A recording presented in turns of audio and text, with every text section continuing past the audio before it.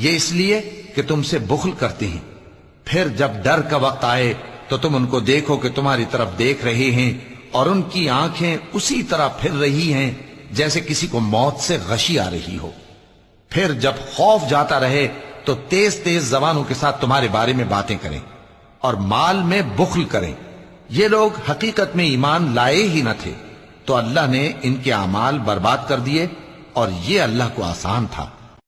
یہ لوگ خوف کے سبب خیال کرتے ہیں کہ فوجیں نہیں گئیں، اور اگر لشکر آ جائیں تو تمنا کریں کہ کاش خانہ بدوشوں میں جا رہے ہیں، اور تمہاری خبر پوچھا کریں، اور اگر تمہارے درمیان ہو تو لڑائی نہ کریں مگر کم۔ مسلمانوں،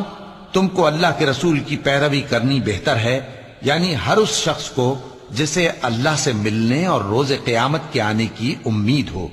اور وہ اللہ کا ذکر کثرت سے کرتا ہو۔ اور جب مومنوں نے کافروں کے لشکر کو دیکھا تو کہنے لگے، یہ وہی ہے جس کا اللہ اور اس کے پیغمبر نے ہم سے وعدہ کیا تھا، اور اللہ اور اس کے پیغمبر نے سچ کہا تھا، اور اس سے ان کا ایمان اور اطاعت اور زیادہ ہو گئی۔